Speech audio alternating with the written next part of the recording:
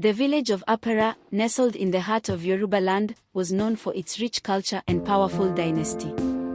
But within the palace of Oba Adegbite, a dark cloud lingered. His last son, Adegan, was the shame of the royal family.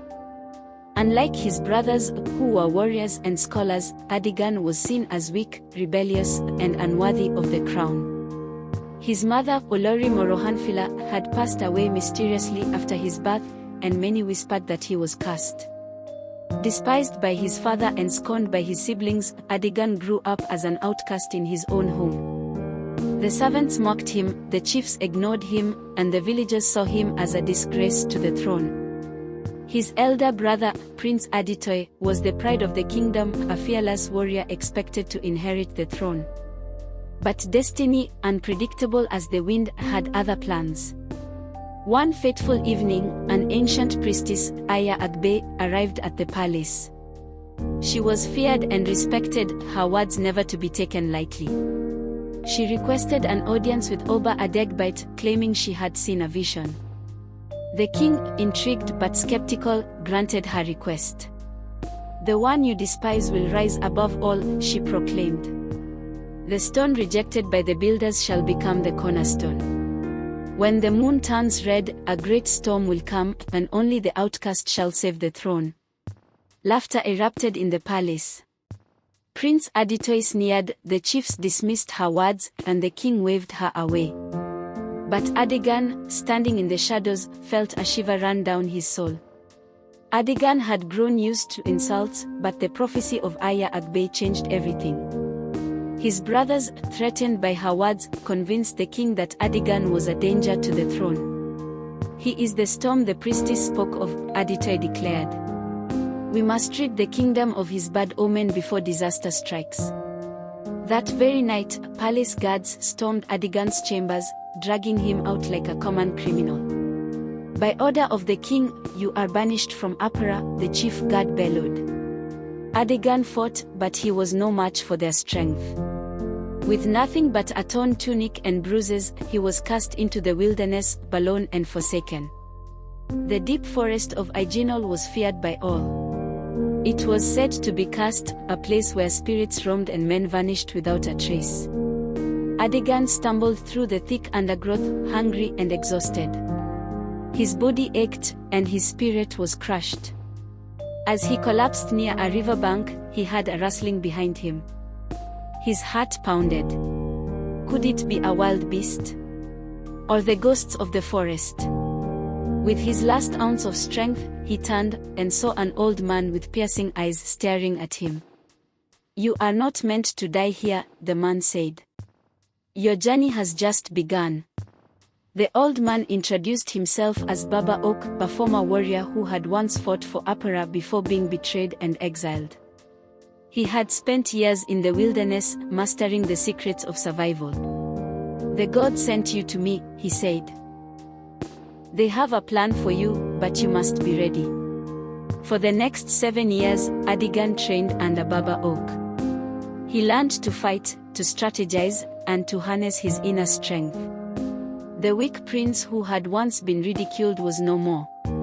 In his place stood a fierce warrior, a man forged in pain and sharpened by betrayal. Back in Apara, disaster struck. A rival kingdom, Iluko, launched a surprise attack. Prince Aditoy, despite his arrogance, was no match for their cunning warriors.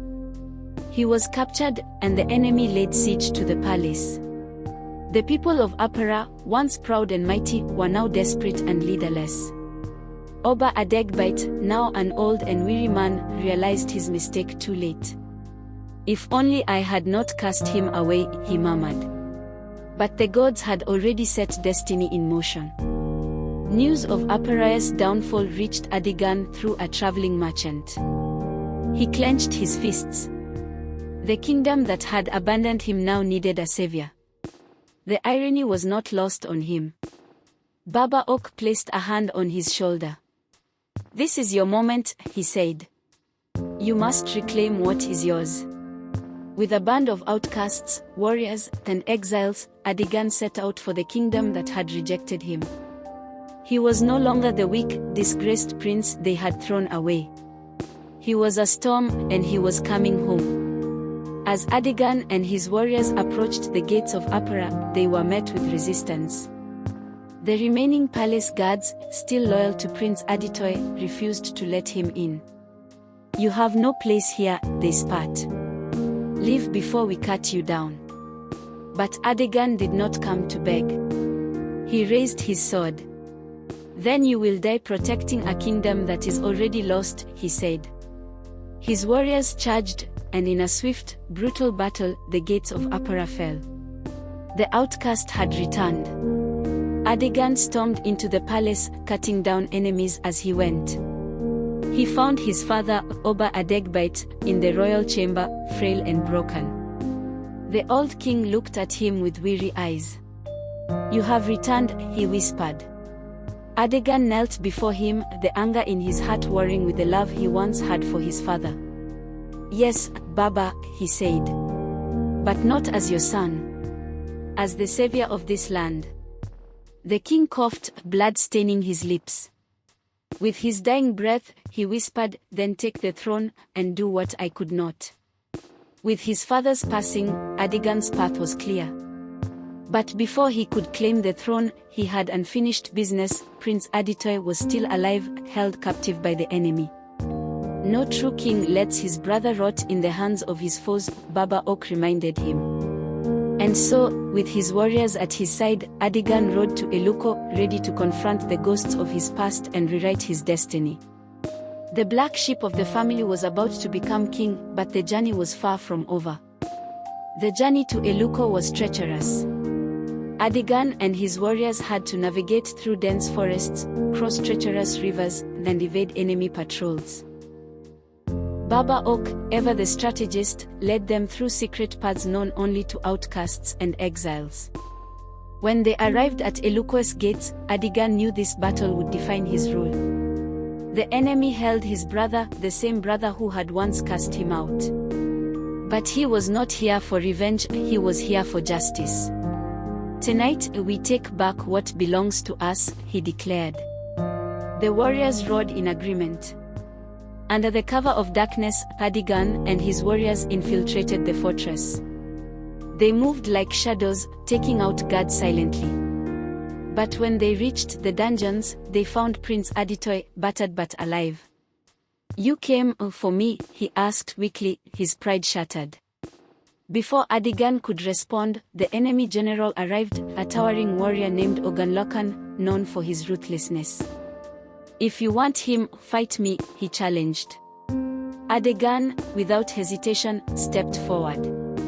"Let's finish this." The clash of steel echoed in the fortress as the two warriors fought for the fate of a kingdom.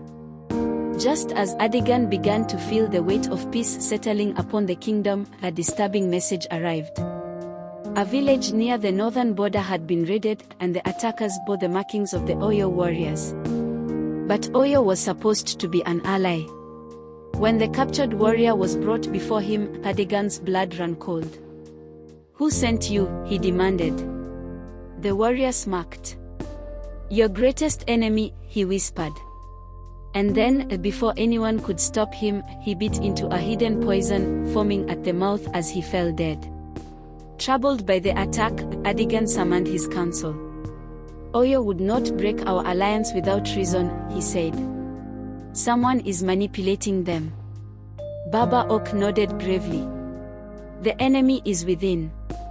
That night, Adigan had a dream, one that felt too real to be mere imagination. A faceless figure stood in the palace hall, whispering, "The throne is not yours." When he awoke, he found strange symbols carved into his chamber walls. Someone was trying to drive him to madness. Queen Monarchy had been a loyal wife, standing by Adigan through every battle. But she carried a secret she could not reveal. One night, she met with a cloaked figure in the dark corridors of the palace. "You promised me he would not sit on the throne for long," she hissed. The figure chuckled. "Patience, my queen. His downfall is near." Monarchy clenched her fists. She had made a deal long ago, one that could destroy everything if exposed. But could she truly go through with it? Adegan noticed Monarch's growing distance. She was once his strength, but now she seemed cold, lost in thought. One evening, as he returned from a war meeting, he found her staring at him strangely. "Do you trust me?" she asked. "With my life," he answered without hesitation. But he did not see the tears in her eyes as she turned away. That night, she sent a secret message to the enemies of Apara. "The time has come," she wrote. "Strike when the moon is full." The palace guards were fast asleep when the assassins slipped in. Their mission was clear: kill the king in his sleep. But just as the blade was about to pierce Adegan's chest, he awoke.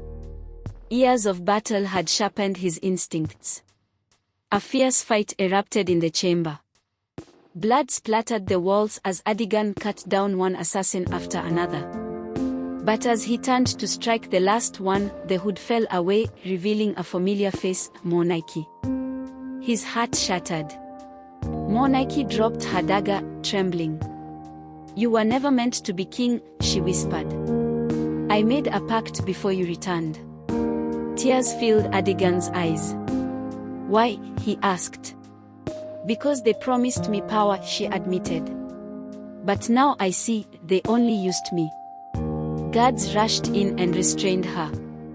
The Queen of Apara, once loved, had become the greatest traitor of all. The council demanded Monarch's execution. "She tried to kill you," Baba Oak reminded him.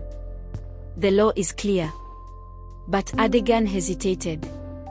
This was the woman he had once loved.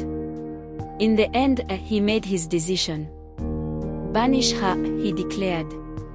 "Let her live with the consequences of her betrayal." The people gasped, but none dared to question the king. Monarchy was stripped of her title and cast out into the wild. Though the queen's betrayal had been exposed, the real enemy remained hidden. The ones who had manipulated her were still in the shadows. And they were not done with Adegan yet. Spies reported that an army was gathering beyond the eastern hills. The traitors had found a new champion, one with a blood claim to the throne. Adegan's greatest battle was yet to come. The leader of the enemy forces finally revealed himself. As he marched toward Apara with thousands of warriors, his identity sent shockwaves through the kingdom. It was Prince Ogunlaki, the long-lost descendant of the royal bloodline. "I have returned to claim what is mine," he declared. The people murmured in fear. Could this be the true heir? Had Adegan been an impostor all along?